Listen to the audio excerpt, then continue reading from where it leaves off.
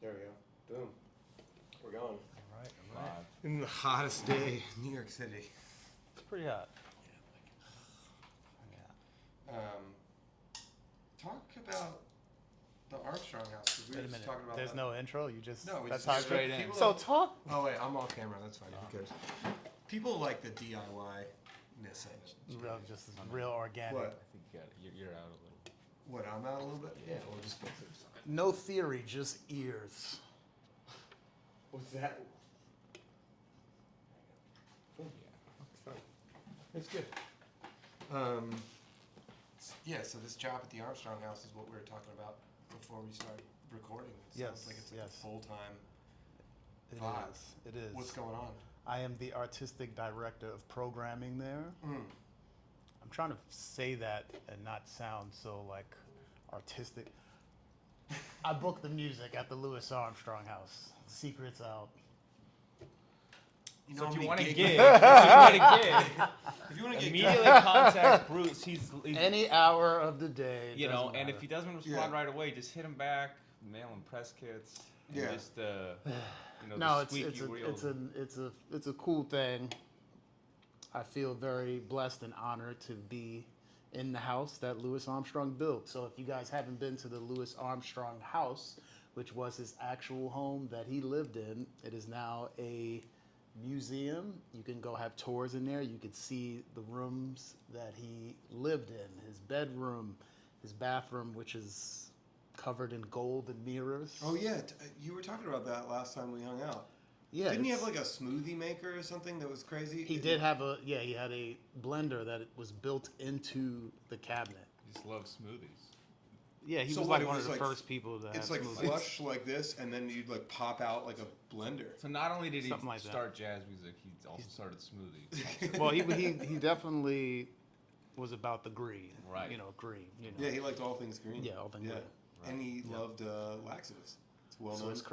Swiss Chris Lee, yours. That's right. Wow. That's so. Maybe a trumpet player thing. Are there other I'm trumpet also- players Yeah, there are other into trumpet players that like laxatives? laxatives. I think it's a thing. Really? You know, you can do the.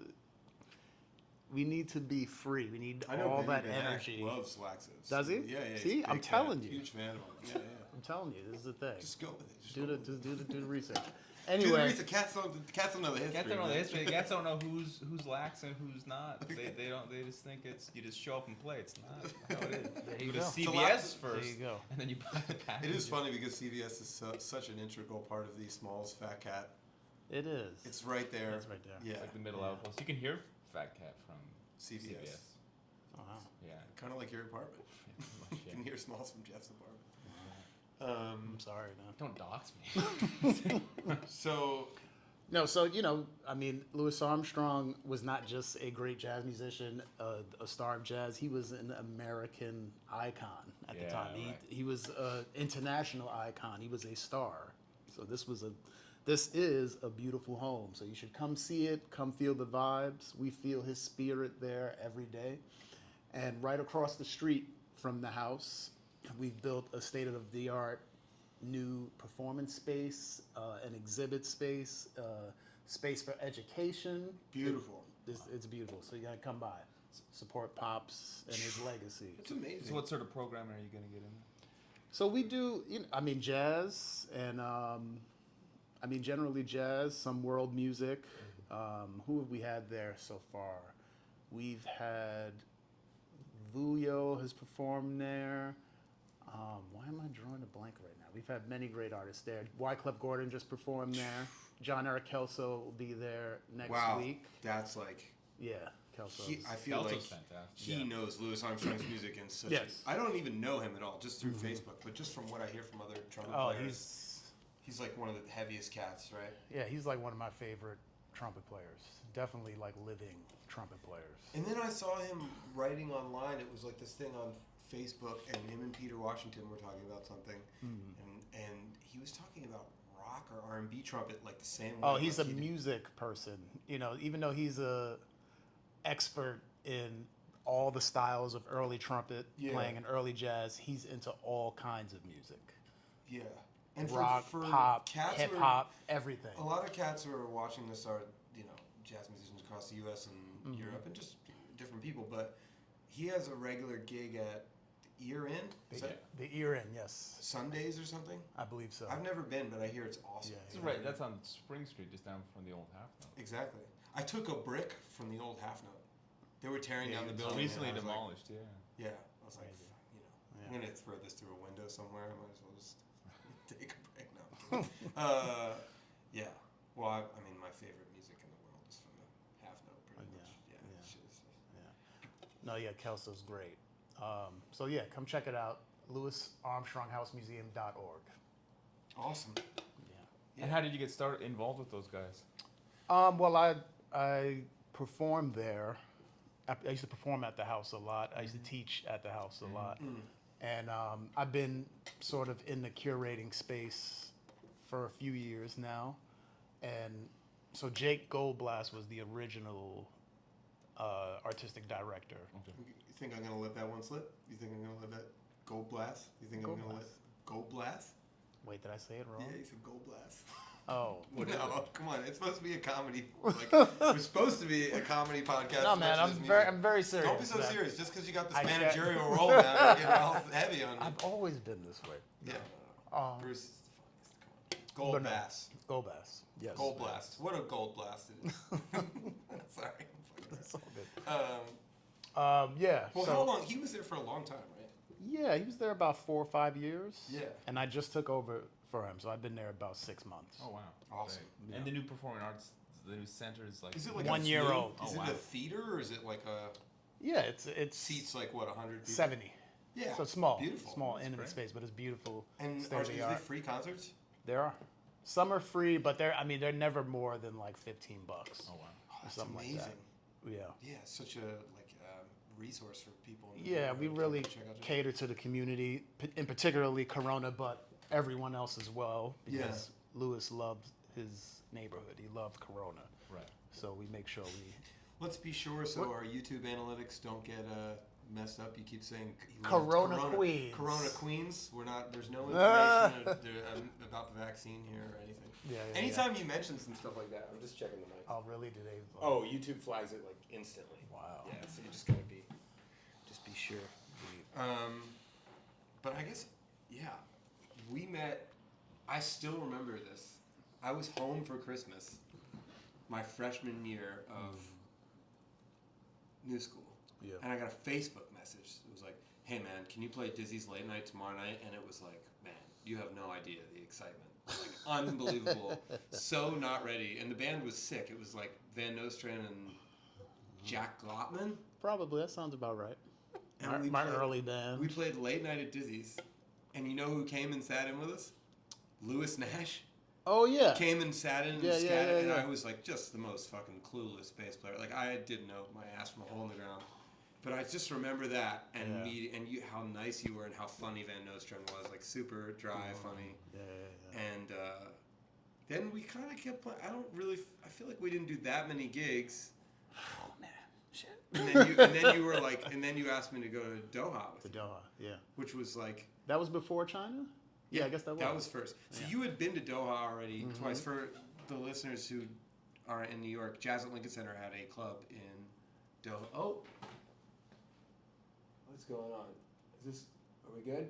I don't think we lost any of that. I think we're good. It asked if we wanted an update on the iPhone, which we do not. Airplane mode is on, right? I don't care that this is lo-fi. There we go. Cool. Yeah, so you had already been out there twice. Oh, Jazz Link Center had a club in Doha, Qatar, which I don't think they're I think it's still there, but it's not affiliated with Jazz Jalk Lincoln anymore. Center. Yeah. But it was a great gig, and you asked me to go, and I was in college, and I dropped out and didn't tell my parents till I was on the tarmac. Taking That's off on a wild. nice, like, Emirates or one of those nice airlines. I was Really? like- You didn't tell them at all? Yeah, because they were like, my dad was like, Get your education. very smart guy, but like, a little Fox News happening at that time. Oh, yeah, So, like, because of where I got you. Right, yeah. I got you. So I knew He would have thought you were going to end up in like some kind of video with like solicited demands or something like that. Yeah. You're just And sitting You there next have to your until bass. tomorrow. Yeah, right, exactly. Yeah, he didn't know, and of course, Qatar is like, Doha is very. Right. There's so Yeah. much arts and culture and stuff going on there, and so much money and music. It was great. Yeah. that being said, they did tell you to, like, when you went to the souk, not to go by yourself and stuff like that. It's like anywhere else in the world. Buddy system. There's a lot of stuff going on. So, but you asked me to go, and I dropped out and didn't tell them until I was taking off. And they were actually cool about it, and they got it because they understood you and Jerry. Right. I remember standing in the back of Dizzy's with Eric Rivas, who was like my first teacher. Yeah. And you and Jerry were playing, and it was the day you asked me to go, and I was like so nervous, like, oh, I just need a day to figure out if I can do this, thanks. And I was standing there with Rivas, and I was like, man, like, can I really, like, drop out of school? And he's like, are you fucking kidding me? Like, do you hear that tenor sound? Like, this is school, you need to go. So I just went. Right. And that was an amazing experience to have you as a band leader.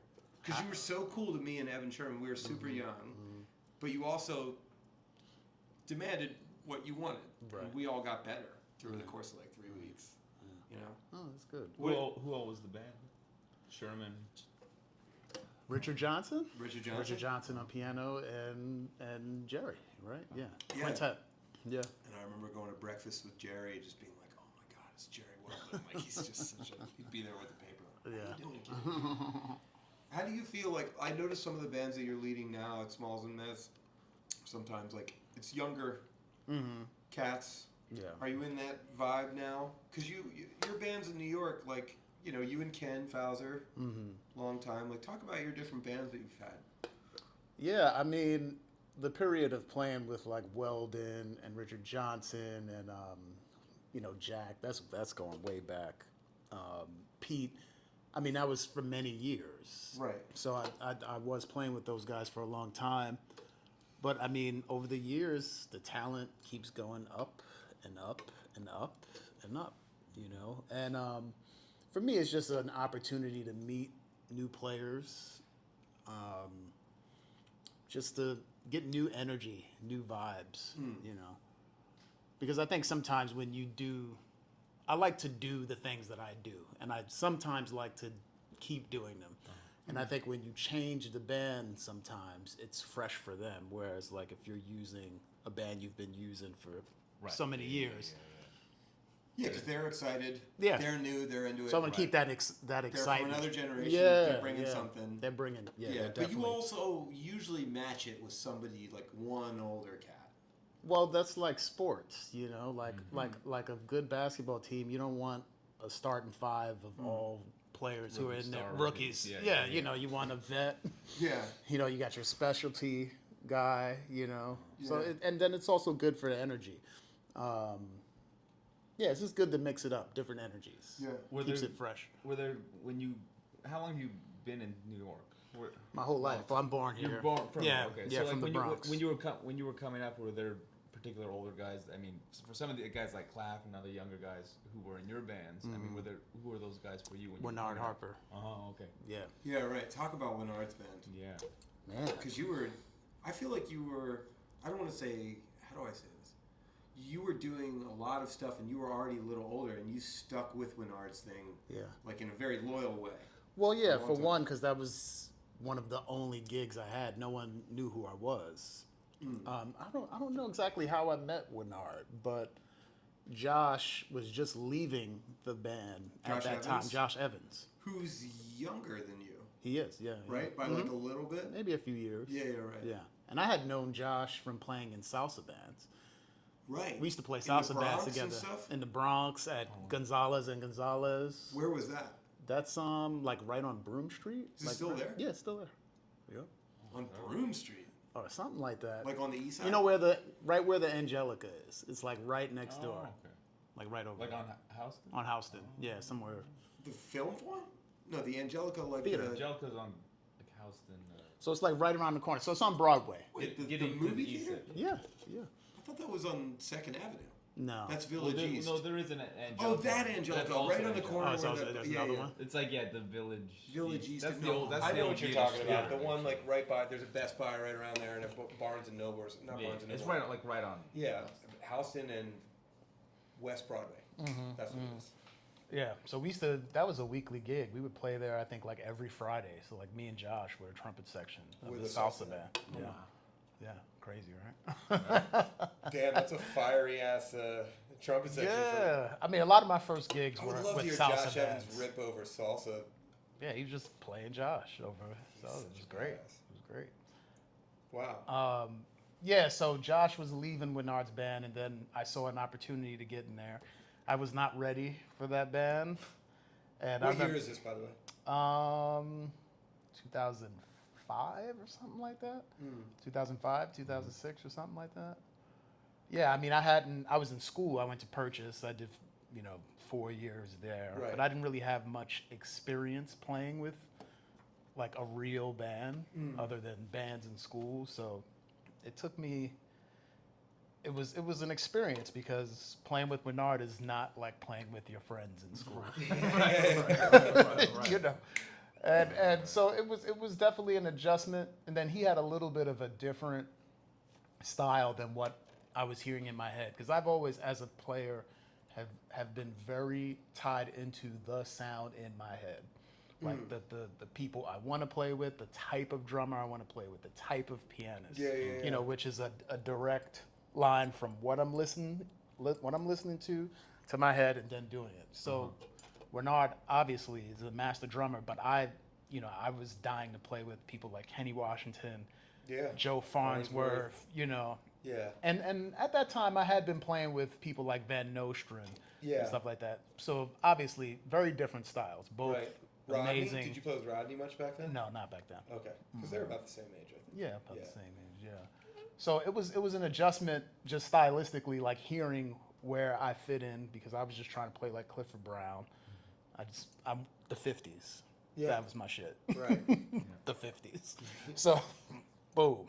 But you also had this other like R&B side kind of going on, because when I met you, you were doing Apotec on Monday nights, which was wild. That's later, so that's like 6 years later. Right. Yeah, but I mean, yeah. That your fondness for that music comes from what? From home.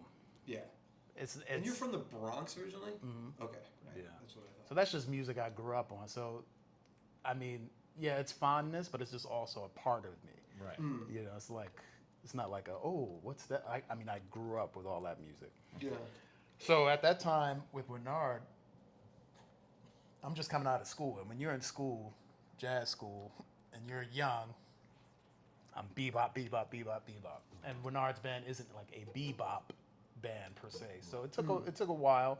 And then also just learning what it meant to hit every night, to hit hard. Yeah. To Well, that's the thing. perform. That's one of the big things that sticks out when it's different with your friends, right? Yeah, Because your friends are in a practice room and you're like... You're not challenging each other. Well, sometimes like Yeah. the shit, it's like, Yeah. wow, this shit is happening, guys. Super fun. Let's all go hang out. Yeah. But then some days it's not happening and it's like, oh, it's okay. But like when you play with older people... No, they demand. They demand. Yeah. Yeah. They command. It's Yeah, like... they command and demand. And I'll never forget taking my ex to a gig of mine with Winard, and in between sets she said, "Does he like you?" Because he'd be like, "Go get some percussion, play more, Because I'm even to this day, like I don't care if it's a song I know, I'm not taking a lot of choruses. It's just not happening. I almost like. I hear you stretch very rarely like that. Yeah. long. I just don't. That's not how I hear it. Sometimes I do. Well, like in the remember we did that gig with Jason, right out of the pandemic, with Jason Brown. Oh, yeah. It was killing. It was like Oren and Nicole Sure. Glover. And That was a small side of it. it was like, I mean, we were almost all in tears because we just had nobody had played. Yeah. Everyone. Yeah, that's true. We were all very It was emotional. super emotional, It man. was. Yeah. Right. But like, you stretched on that because everyone else was stretching. I mean, And I remember being like, wow, Bruce is playing longer on this. shit. I mean, there was no gigs at the time. I'm Yeah, like, I don't know You're when like, I'm I gonna play gotta get again. this chorus in right now. You're like, damn, I haven't taken any courses in 6 months. Yeah, so Bernard would be just pushing me to just like keep reaching, and it took a while for me, I think, to really get it. But I became like the straw boss in that band. I was like making Damn. all the calls, making sure everybody had all the charts, being Yeah. of service. That's an important thing. Being of service is very good. Yeah, so I just had to, because he loved Josh, and I think it's kind of like Josh. They broke up, and I was like the rebound trumpet player in that band, and I was just like trying to like make it happen. And then, as the band evolved, we had Javon Alexander come into the band. Oh, he's amazing. So that that was definitely some shit because he was older than me, and at that time he was like 18 or something. And wow, like, I mean, he's great. Yeah. Still great. At that time, this cat 18 sounding like Sonny and Train. Yeah. Wow. I'm move just this like- over here because this table's been going this Oh, way. yeah. No, it's all fine. I'm just like, for the listener. yo. So I had to step my shit up, just like being next to him. And it was a lot of cool interactions in that band. I remember Amin was in the band for a while. Salim? Salim. He's so great. And I remember we would be on road trips, and I always bring this up to him. And I remember we were in the car one day, and he was just like, man, I gotta go. I know I gotta go hang some more, man, because Roy be out there, and I know if I go hang, like maybe I could get on the gig. with Roy." Wow. Oh, wow. I remember him being in Damn, the car that's and like heavy. saying this. Yep. Wow. Then he And then he did. eventually, Wow. yeah. You guys about the same age? He might be a little. I think we're the old. same age. Yeah. Yeah. I think And he's in Europe now. Yep. Yeah. Italy, right? Yeah, but Yeah. everyone that comes back from playing with him is like, man, I mean, No, I mean, it's killer. Great. yeah, he's such a great dude, and he was super nice to me as like a young bass player. He would take the time to like talk to you and give you tips and stuff. Cool. But that's Yeah. really okay. So then Winard's band. Yeah, so that was, man, I was in that band from, I guess, like 2005 till 2000. This is Winard Harper, by the way, Winard for Harper. people who are unfamiliar. Still killing. Yeah. Every Sundays at Moore's Lounge, right? He's still rocking that? Yeah. Jersey City, right? Jersey City. You Yeah. can check him out. So were you being in his band? Were you guys like touring, recording? Yeah, I mean, mostly domestically, a Yeah. lot of driving, a lot of car rides. Oh wow. I still don't drive to this day, and I think I was like, it was one of the few situations where I was happy I did not have a license. Right. Because you would have been asked. Yeah, there's a lot of driving. Long driving to Detroit and shit, right? Like that. Man, yeah. Through the South, you said too. We didn't do too much in the South, but like Midwest, West Coast. Wow. Oh, driving out there. Wow. We didn't drive cross country. Like Oh, we okay. like would fly. Like I And then remember get in once. van Yeah, or yeah. Remember once maybe we went to like Portland or something, and then flew to drove to Los Angeles or something like. That's like 10 hours, right? Yeah. We did some deep, like we had some serious rides, man. Yeah. And so it was who else was in the band? So Me, it changed. Javon. I mean, some of the constants. For a long time, it was me and Javon in the front line. Klopman? No. He didn't play with Winard? No. Okay. No. The piano players were a guy named John Notar. I don't think he's doing much jazz these days. Roy Asaf. Yeah. Who else? I think we got a little bit of Jeb because Jeb was in the band for a while and he would come back and forth. We once Jeb Patton? Jeb Patton. No. General Yeah. Jed Patton. we did, and then for a while there wasn't a steady piano player, and I remember we did one tour with Stephen Scott, Oh, and man. that was I did cool. one quick tour of Stephen Scott. He's amazing. Yeah, that was cool. So I was in that band till about 2011, 2012, and I learned a lot. I learned how you have to have a vibe on the stage, and you have to bring it. You have to have a presence. You have to play strong, and especially being a trumpet player, you have to command the band. You know, even if you look at videos with like Blakey, and obviously Blakey's a monster, but you look at Freddie, it looks like it's his band. You see videos with Lee up there, it's like it's his They band. just have this- Trumpet, drums, boom. Yeah. You know, like that thing. So that was the best That's part. like the quartet, that video of them playing Inner Glimpse with Freddie and McCoy at the Hollywood Bowl. Yeah. It's just the ultimate. I mean, Freddie really. Yeah. I mean, obviously that comes from probably Lee Morgan before him, Clifford Brown, the command. But Sure. when he walks out, it's just like, fuck. Yeah. Well, speaking of trumpet, it's a very unfortunate week for everybody Yes. in the New York scene. Probably a lot of the people watching have realized that the great Jim Rotundi has passed on. But I saw a post from you, and he was a big mentor to you, right?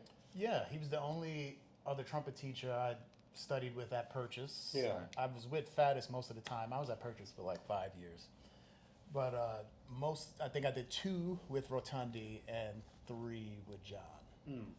But also just like hung because he was there. Right. And he was great. What I liked about him as a teacher, which was great for me at that time, there was sort of this energy at Purchase, because it's not in the city, it was more like a incubator. So it was like, you're gonna get all this shit together while you're here and then go. Yeah. That was the vibe with me. Right. But then when I studied with Rotundi, he was just like, nah, we got to get you, come sit in, come play. Nice. Come, like, so I remember he had me sit in with him once when they had the Charlie Parker week that they used to do at Smalls around Bird's birthday. Oh, they did a week at Smalls? That was Charlie Yeah, Parker's it was birthday? like around Charlie Parker's birthday. I didn't even know about Yeah, this. yeah, yeah. When was this? So this was, I mean, I think they were doing it for many years, like around his birthday. Huh. But one year I went, that was like one of the first times I like played at Smoke. It might have been like 2008 or something Oh, like Smoke, Smoke. not Smoke. Smalls. Oh, not shit. Smalls. Yeah. I'm sorry. Yeah, I've seen that at Okay, Smoke. yeah, Yeah, I made that mistake on the bandstand. No, too. it's all good. Very similar. Yeah, so I went and sat in there with him once, and Chris Potter was in the band. It was great, you know. But that was his energy. He was like, "Nah, you got to come sit in. You have to come out." And I remember actually, so he was working with Ray Charles for many years. Yeah. Oh wow. I Yeah, didn't know that. same with Farnsworth's brother who passed away. Yeah. Wow. James. Farnsworth. yeah. And they were best friends. Right. In that band, there were a lot of cats. Jeff A Ballard bunch. played in that band. Yeah. Mike Karn played in that band. Mm-hmm. This is Oh, Ray wow. Charles, right? Yeah. Yeah. Steve Bescron, this bass player from Philly. Yeah. Yeah, and I remember at one point I'm studying with him, and it's going well, and he's just like, "Yeah, you know what, Bruce? You need a road gig. You need a gig where you can really pay some dues." He's like, This is Rotundi's. Yeah, yeah. Okay. He's like, "I'm gonna get you on the Ray gig. Oh. I'm gonna get you on the Ray gig." But then Ray passed. Oh, that would have been. That would have been. Oh my God, that's in my holy grail of musicians right there, Ray Charles. You know, that's what happened with Stacy and Elvin. Really? He had dates on the books Oh with wow. Elvin, and then he passed away. Yeah. Yeah. Wow, So yeah, Jim was great. what a great Yeah. guy, man. Yeah, and it was cool because his vibe was always just like hanging, like it's a hang and it's a lesson and it's not uptight, and we just gotta push you, push. Right. You know? Yeah. And he made everybody feel so comfortable too. It's like one of the rare people I've ever met where, very much like yourself, where the music is on a really, really high level, but he's such a nice, warm individual that everything.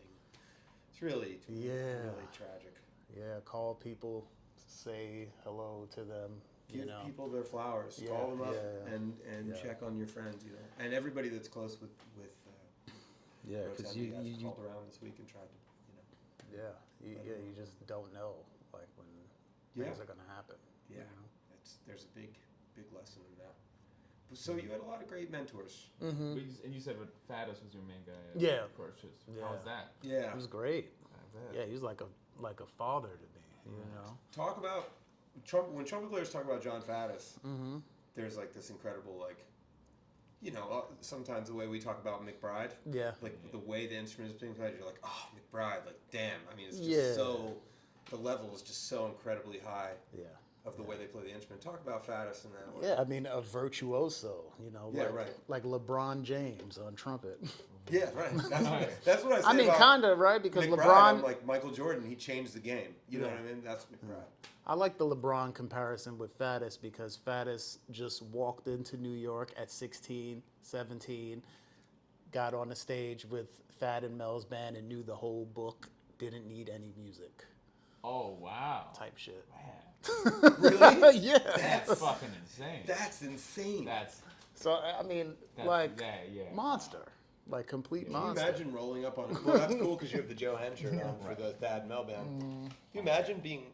People were like, "Yeah, he wanted the gig with Boo, so he learned all the charts." But like, can you imagine learning an entire book of big band book? music? Like, you know that there's 38 bars of rest, and you have that memorized, or like, Right. what, you know what I mean? Like, Yeah, and when we would, you know, be playing that music at Purchase, and every once in a while he'd get in the section with us and play. Then he'd be like playing the soprano part, you know. Yeah. And, like knowing all the parts. So that's, you know, monster player. Wow. You know, part of that great lineage coming from Dizzy Gillespie. Absolutely. And those lineages are real, you know. It's like a direct descendant Louis Armstrong, Roy Eldridge, Dizzy Gillespie, John Faddis. Yeah. And there are multiple trees like that within the idiom per instrument and overall. So yeah, I mean, and also a really extremely caring person, a caring mentor, an extremely generous person. One of the best lessons with him is, and this is one of the things that many trumpet players talk about with Faddis, is he will put you on the spot. Yeah. And I think for me that was very good, because you have to be. This is what this music is, right? On the spot, right now, go. Right. Yeah. Exactly. You know, Like what you're talking about with Bernard. Same thing. yeah, Hit same thing. Now. Hit now. It's not 5 Yeah, seconds from now. yeah, it's right. now. Not well. Let me hold up. Nah, it's like, I mean, like right how many now. times have you watched like Eric come in to sit in with somebody, like we'd be playing with Mabes, and like park his car, walk in the door, get the horn out of the case, and it's like bang, like that. yeah. It's like, that is really an amazing skill. Yeah. And you go outside of New York, and that can sometimes kind of get lost. Mm-hmm. There's a little bit more like, take your time and warm Yeah. up. And, Well, yeah. I mean, like, that goes with the New York energy, right? yeah. But yeah, great in that way. One of the first people to introduce me to therapy, to like going to therapy. Yep. 'Cause he's a big, advocate of that. That's awesome. Yeah, and just so. That's interesting. So he would. It's a great thing to advise someone to do in general. But so he would, he basically would suggest to like go to therapy to just help. Yeah, because he heard something in my sound, and he was Uh-huh. like, "Something ain't right." No, I'm fucking around. No. He's like, man, you're not really like in D flat. You're just really not. I don't know. Just not. Maybe a therapist. Maybe a psychological. Like, this is not, nothing is reaching. No, yeah, because part of his thing is getting to know you. Because so much of this music, I mean, we put in a lot of work, harmony, melody, rhythm and learning, but like, it's really about you and Yeah. getting in touch with you. Right. So him being someone who's been around so many of the greats and seeing them at their beginnings and for the duration of their career, he knew that was something I needed, and he sensed it, and he led me there. And I mean, to this day, I go to therapy all the time. Yeah. Yeah, me too. Yeah. Me too. And it's such a wise thing too, because like so often what holds people back, it's not necessarily lack of not the talent music. or hard Yeah, yeah. work. It's actually just things that are Interpersonal very, skills. very deep within themselves that just might, Yeah. Take them out of the running. yeah. Yeah. But the thing, and I was thinking about this, I've always been a huge Bud Powell fan, as you are too, and I was getting back into reading the biographies and stuff like I was a couple of years ago, and you read about this guy's horribly tragic life in so many different ways, and you realize at that time, first of all, being an African American in America, a horrible experience in many ways, and I don't want to say that necessarily a lot of these great geniuses were dealing with mental illness, but they were definitely dealing with like mental health problems. And the narrative of the time was just like back have a then. drink and sit Yeah, down. yeah, You know what I mean? yeah, And yeah. you start to realize when you read these guys now with all these biographies and all this stuff coming out, you realize it's like, yeah, it just wasn't cool. Like you weren't allowed to talk about how you felt. It probably wasn't even like a thing to even think to talk about. Sure. Like, it was like the idea that you need to talk out your. I mean, that even kind of framework, I don't even think really Yeah. existed. Yeah. Yeah. Probably was and extremely rare. Yeah. Because you're coming out of the depression, really. Right. You know what I mean? Where you had to man up and Yeah, where just you, like you got 10 people living in an apartment, and Yeah. like I went to work at 12, I put my boots on, and like, so that's like such a, so it is a luxury for jazz musicians, for anybody to be able to now, but necessary, extremely necessary. I'm living in New York, and Yeah, that's the one thing, like, how do you feel when students come to you, young people, and they're like, I want to move to New York and be a jazz musician? It's like, well, there's this whole thing before even the music of just like adjusting to New York as like an 18-year-old kid. I mean, you're from here, so, but I think you have a perspective on it. Like, it's crazy to live here. Yeah, I mean, I feel like I don't have a perspective on it because I've always been here. Yeah. And by here, I'm from the Bronx, so that's a little different. Like the Bronx and Manhattan are different. Yeah. Especially where I come from in the Bronx. So like in some ways it was like, there was this aspirational thing about being in the city, as opposed to. So you would get that feeling when you're taking the train down from Yeah, the Bronx and you're going for to sure, see somebody. for sure. How young were you when you started to go see trumpet players? It's kind of late. I would say like 17 or 18. That's like, I mean, I guess that's Yeah. all right. Yeah. that's kind of early still. Well, when did you get into jazz? 'Cause you said that. Well, I've always been into it. Uh-huh. Because my grandfather played alto sax, and he was What? yeah.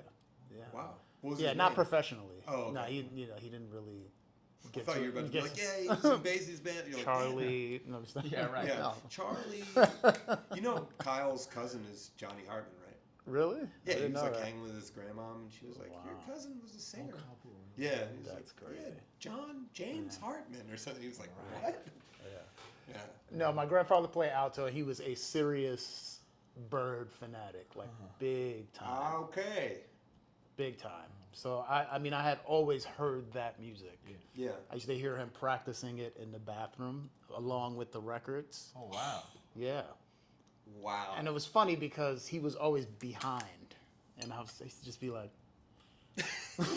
even as a kid, I was just like, that's not it. You're bragging, Grandpa. No, I did. I was like, why are you not catching up to her and stuff? Yeah. Damn, So- you were just born to be a bebop trumpet player. I mean, you play everything great, but like if you're hearing that Yeah, at no, that for time real. and you I mean- already have an idea of the timing and the phrasing. Yeah, and yeah, stuff. yeah. So you had a natural inclination towards. Yeah, I mean, is it natural or is it just exposure? Well, I don't know, man. I mean, anytime we're in a club, you're one of the only people I know where every single solo that comes on, you can sing every solo. Like you can sing Al Haig's solo on this, and then it'll be a Sonny Rollins record, and you can sing like somebody else's solo. Like you kind of have an insane memory, actually. It helps in some ways, but you still, at the end of the day, you still got to buckle down and get in the room and practice. You know, But how'd you memorize all these solos? I didn't really look at it like that. Like that's just how I internalize music. Like if I like something, I'll just keep listening to it over and over again. Right. It's the same way like if someone watches a movie, right, and they could at some point they start to do the dialogue from the movie. yeah. They're not like, yo, I gotta memorize this. Yeah. And Like it's a homework assignment. Like Jeff can recite Dune in its entirety. Yeah, that's kind of true, actually. That's it. Yeah. That's it. That's all it is. And like singing along was just a natural thing. That was always just like. yeah, and that was my house. That's what we did. Everybody is listening to music all the time. Okay. Okay, know? so there's another piece to the puzzle. Yeah. Right. Yeah, music for cleaning up, music for when company comes over, music for when there's grieving, like for a range of the human experience, there's a soundtrack for it, you know. See, and that's something like I didn't have. Did you have that growing up? My dad was always. I think he was extent, burned I out mean- from gigs. He was always in the car. He'd always be turning Cut it shit off. down. My like mom- he'd just like. Well, that makes sense. My mom Not right now. would like play like classical music when I was a baby, stuff like that. And it was around That's to a where your degree. brilliance comes That's from. right, where brilliance. Exactly. From Bach to It's just straight in there, you know. He's putting But- headphones on the. Yeah. But I think, I mean, one thing I will say is my parents weren't like record fanatics and like real like fans, students of the music in that sort of sense of like being like just, we have every such and such record in the house. Like that wasn't exactly the thing. And I think that's a different, if there's like real like kind of deep nerded out fandom in the house, then you're naturally just sort of. Yeah, it was fandom in my house, but not with an expectation, because there was Right. never an expectation. You just See, that's did kind of it. in a way I think the best version. In some kind ways, of, yes, you know. for sure. Well, Because- yeah, because it's just like you end up man, the maybe parents doing it. that The you know, expectation stage thing, parents Mm-hmm. that burn the kids out. Like my mom was a child talent agent for a long time, and the parents she dealt with, they ruined the kids' experience with whatever acting or whatever it was, and that happens in jazz a lot too. Yeah. For sure. So I feel very I fortunate. can't even, that's crazy to me. that happens in jazz. I'm not saying you're wrong. It's just, that's mind-blowing to me. Well, yeah, I think it's, there's also a lot of kids you meet that are like 16-year-old prodigies and the parents are super cool and really well adjusted and everything.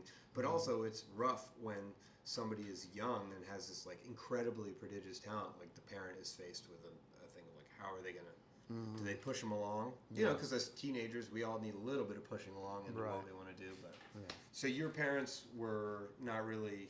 No. Yeah. Right. No plan. Yeah. Yeah. But music was on.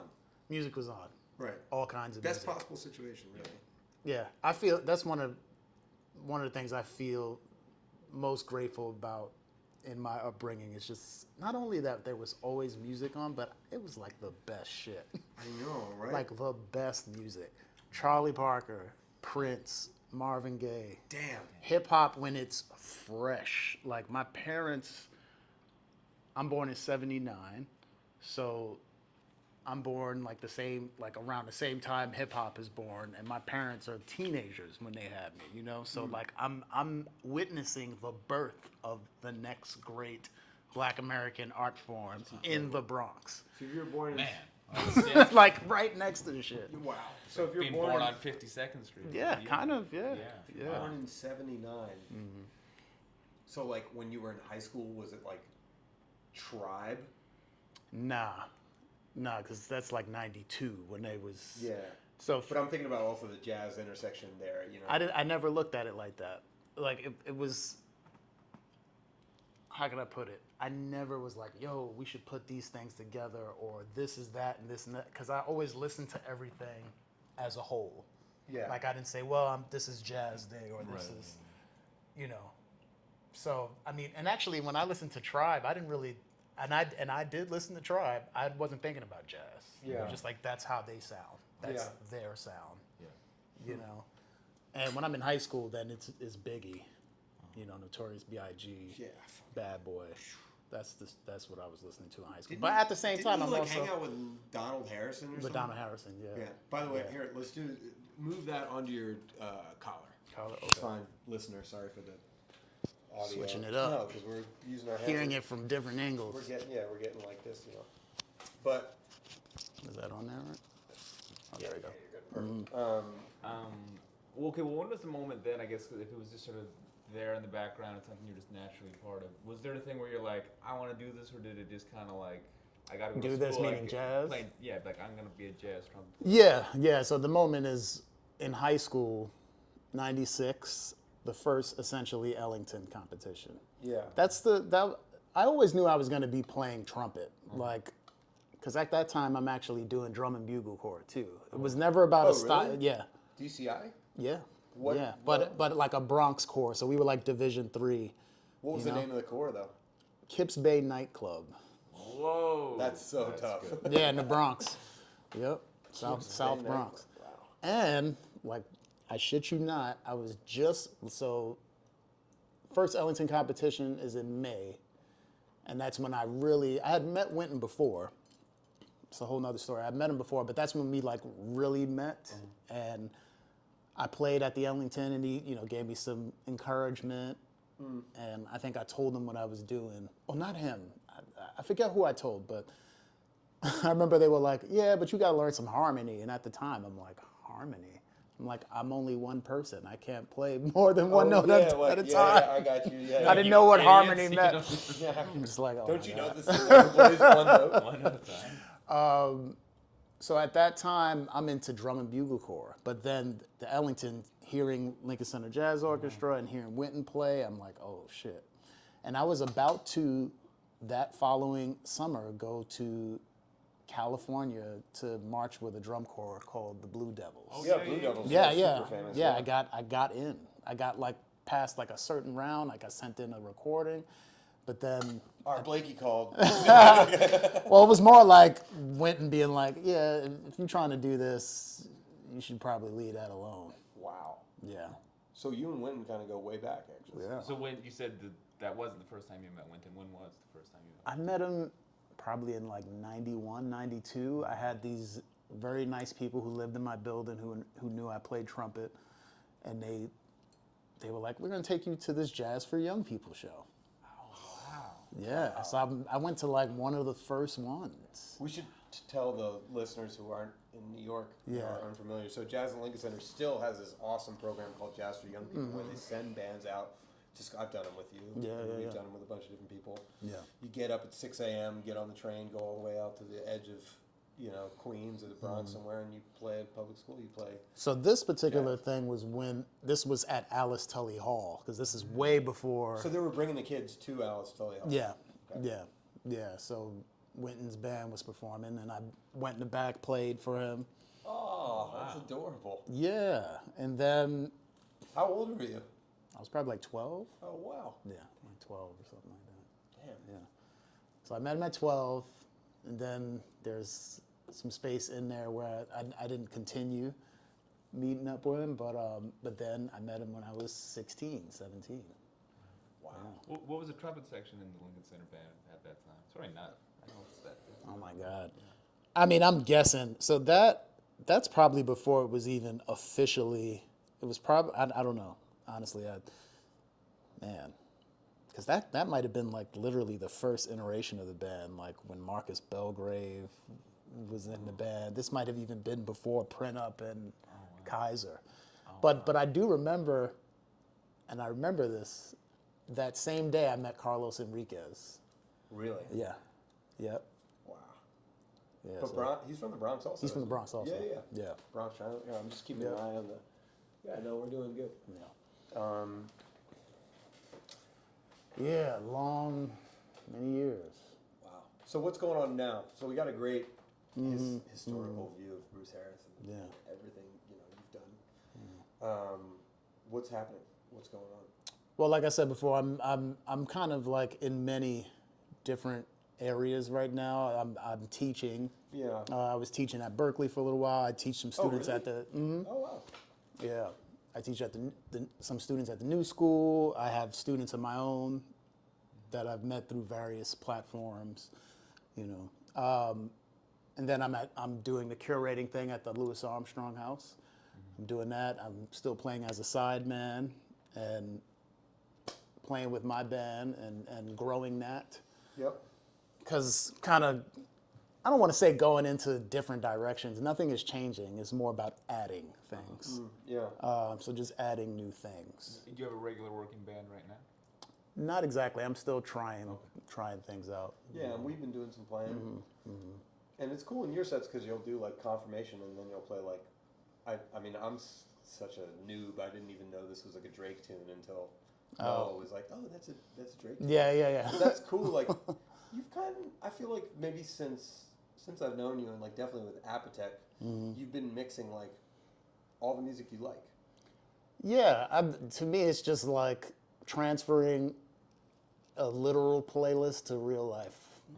Yeah. Like I tell people all the time, like I hate when I hear people say, well, I don't really like jazz. Yeah. And it's kind of like, I don't hate it. I get it. I understand it. But to me, it's about songs. Yeah. Like a good song.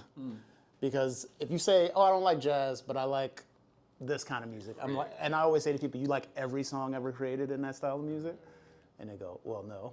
I'm like, so, but you still like it, right? So if you listen to jazz, I'm sure out of the billions of songs that were ever created, I bet you'll find at least 100 out of a billion. Funny thing too, also what people think when they think about that. I was in front of Smalls yesterday, and some guy walked past. He's like, "What is this?" I'm like, "It's a jazz club." He's like, "Jazz stresses me out," and I'm like, "Okay." You were like, I feel you. He'd be like, "Me too," sometimes actually. But it's like, in my head, I'm like, I wonder what he probably wouldn't feel stressed if he went to go see like the Bruce Harris Quintet. He'd probably feel great. Like Maybe I think that's the not. thing I too. don't It's like think I don't think there's anything. It's an extension of the vibe. Well, we have patience for things that are like frenetic. Like, you go to hear a band where shit is really like the music is crazy or the band is like, and we as musicians have this like patience to where even if we don't like it, we're just so used to listening to music that we'll listen for at least for 10 or 20 minutes and get something you like. Yeah. But the music, like when I went to see Lucy Yegazarian's show at Smalls, Yeah, it was so great. It's like, of course, she's like an ultimate student of jazz and knows all this stuff and sings. It's so heavy. Yeah. But it was so pretty that there were people there that clearly were not into jazz at all. And everyone's just like, I noticed that with Veronica, with Kurt Rosenwinkel, with a lot. Like sometimes music is just so See great. that There with are people- Johnny all the time. With Johnny O'Neill, music is so great that people are just kind of like. Well, here's the thing, because yeah. we're doing something that's a bit more demanding, right? So there's gonna be a lot of us out here. I'll even include myself who are not masters. So a lot of other styles of music, no matter what you think about it, they're hitting mastery quicker because it might not take as much effort. It's a different right? Equation. It's a different sum of all parts to get to Right. mastery. Like a band, like everybody might not be so great in some rock band. They might not be like mastery, like Itzhak Perlman level musicians, but they work together as a group and they practice and they come up with this product that whatever it is, 30 or 40 minutes or an hour, it's mastery. Done. It's done. Yeah. Right? But it sounds the way it's supposed to sound. Right, yeah, exactly. Right? So there's that. And like, if you're just someone who's coming to listen to music, like maybe if we explain it to them, now I have empathy. But like people want it done. But ultimately, Well, they yeah, just they're want to paying- Yeah. I just came When to you go to a hear. restaurant, you order some food, and he's like, well, it's actually really tough to get. No, you're like, no, give me my And you're like, steak, bro. It's okay, that sounds hard. That's a great Okay, I'm still hungry. You seem very talented, but this tastes like shit. Could I something? You know? Yeah, today was a really tough day, and fish we It's got like, from the dock okay. was kind of, people don't want to, they're paying, especially in New York, paying a fucking pile of money just to get to the venue before they even pay a ticket. They want it to be high And I level. also think like the average non-musician listener has a certain level of perception where because they don't understand technically what we're doing, they immediately draw into your energy. Yeah. You know? So even if there isn't mastery, but if they sometimes feel sincerity, they feel passion, Yeah. they feel honesty. Right. You know, so they're attuned to that. Kokoski. He's mastery to musicians are like this, but you see him and he's so into it, Yeah, and it's yeah. so genuinely He rocks him so that hard. people, Everyone loses everywhere you go, like we played at my middle school one time on a tour, like the opening night is a warm-up gig, and just people from like southern central Pennsylvania, they might know some music, they might not, but they're like, just transfixed with Dave. They're like, it's incredible, and it is incredible, and the average person can just be wowed by it. And then you have to talk about the cultural impact or the cultural relevance to a style of music. Yeah. So maybe you don't understand this music, but this music is akin to where you come from.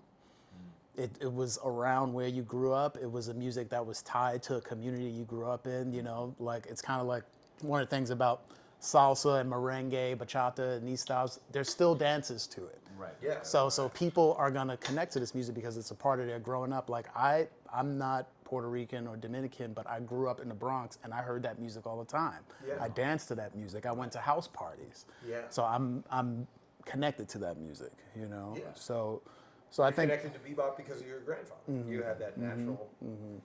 To yeah. it. So And I always see you dancing to bebop too. Yeah. And jazz Yeah. when we're playing. yeah.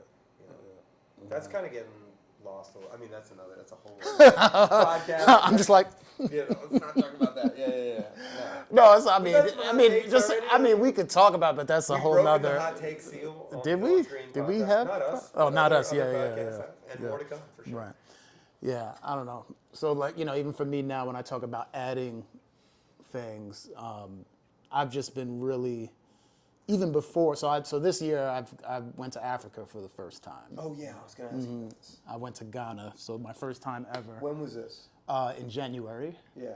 What's the weather like in January in Ghana? Hot. And then I went in April. Be crazy if you were like, Hot. man, it was freezing. No. So That's south of the equator? Or is it, what's actually like? so it's West Africa. But is it south of the equator? I mean, like. I don't know. I'm not a science dude. YouTube comments. Go, there we go. Yeah. Comments. Yeah, we'll leave them open. Yeah. Have at it. Can't believe these guys don't know where the fucking equator is. School me, bro. Thank you. Yeah, it's like Thanks for the the free equator lesson. runs across Panama, right? Yeah. Oh man. Well, let's not get into this. Come on, Let's- come on, bro. No, Stop. Let's not get I into think it's ethnic above the geography. equator. I Okay. don't know. Yeah. Irrelevant Yeah. to what we're talking It's about. hot. No, well, just fucking hey, hot. if it's That's hot, it. it's close to the equator. We know that, right? Great. Okay. Wonderful. I'm I'm glad we ironed that out. No, good. It's good. We learned it. Man. We learned it. Yeah, so Just drop your thoughts on the Equator in the comments, and remember to like and Yeah, subscribe. so smash Remember that like like and button. Yeah. Yeah. Or that dislike button. Yeah. Well, no, they got rid of that. Did you notice that? No dislike button on YouTube. The dislike button went away. I mean, YouTube comments are the funniest. The greatest. thing in The the world. greatest comedy. Yeah, It's unbelievable. So good. Yeah. That one of like Rick Beato with his son, with the ear training kid. I think that's his son. Yeah. The comments on that are brutal, man. It's just like, lay off this kid. He's incredibly talented. Anyway, let's go back to the subject at hand. Right. You went to Ghana. Yeah, in so I went to January. Ghana. It was hot. It was hot, but it was a beautiful place. Some of the greatest example of warmth and kindness that I've felt. I just really connected with Ghana, with the people there. And even prior to that, you know, as you learn about your history, where you come from, it strengthens the curiosity and your bond with Africa. I'll speak for myself, and I know for many others, they share in that. So I went in January, met some musicians out there, sat in, ended up playing some gigs out there. Wow. And then they brought me back in April for International Jazz Day. Oh, so I went and performed there. Who was the band in Ghana? So a band bunch of called the cats from Ghana Ghana? Collective. Okay, The cool. Ghana Jazz Collective.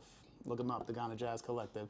Great musicians. There's actually a musician from that band by the name of Victor Day Jr. who has moved to New York. Nice. He's going to be playing with us at Caramore. Awesome. Yeah. What does he play?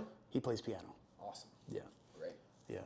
But yeah, and even before I went, I was already connecting to that music. I'm a big fan of Fela, and from Fela's music, I've gotten to Ebo Taylor's music. So Afrobeat and highlight is like kind of at the top of my attention. I still listen to everything all the time, but I'm particularly connected to Afrobeat and high life music right now, and the general music of West Africa. Yeah, so that that trip was amazing. I love it there. Incredible. When are you going back next? I don't know. I don't think I'm gonna go back again this year, but probably early next year. Were you flying through like London or something? No, there's a direct flight. You can just What go. is that, You can like go straight. 16 hours? No. It's like 10 hours. It's 8 hours going. Oh wow. Oh, Yeah, 'cause it's you just get 8 that hours. jet stream happening. Yeah. Yeah. 8 hours going, about 10 or 12 coming back. Yeah. Yeah. But yeah, just a beautiful place. Beautiful vibes.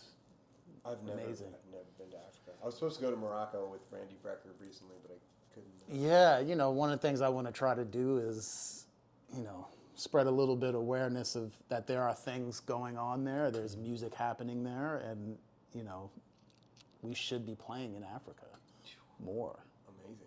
if possible. Well, maybe you'll get to bring a group there. Yeah. That's in the works. So, Wow. A lot going on for you this year. yeah, Year of the Yeah. Bruce.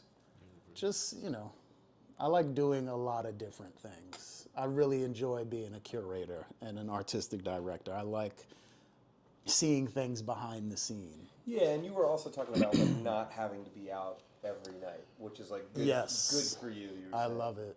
Yeah. I mean, and look, I actually grew up, and that's one of the things I tell people.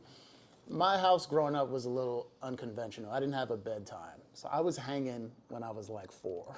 Really? I was up. I had young parents. We had parties in the Yeah. house. So like, coming into the scene, I wasn't like, ooh, parties, people smoking, wow, great. I was Yeah. like, oh yeah, I know what that is. Right.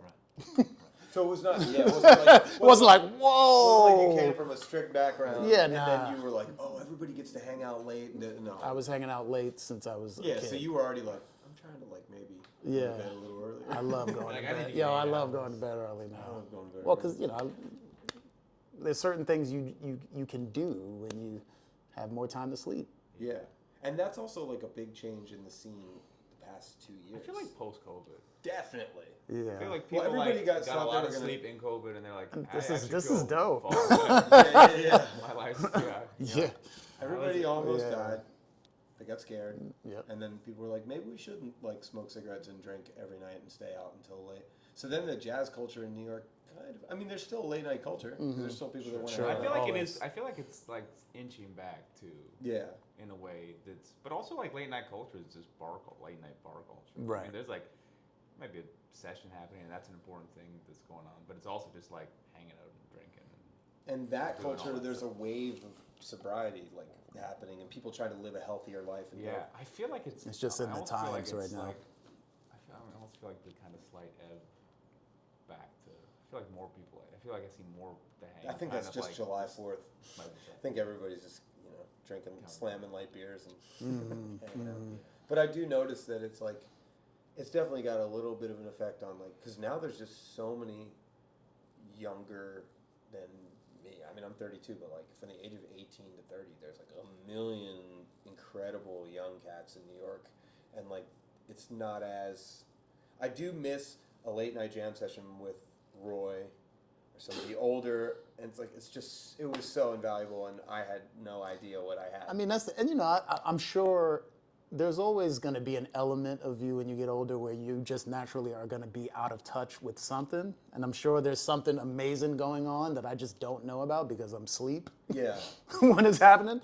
But, it's just Cats like... are burning, and yeah, I'm cuts just to the like... camera, all and right, Bruce is just like, done. But, I had the opportunity to be at sessions with Roy, oh, yeah. and like, I'm like, is that happening? Call me when that's happening. Yeah, right. Exactly. You But know. I guess, now it's like your generation, right? Should be. Well, this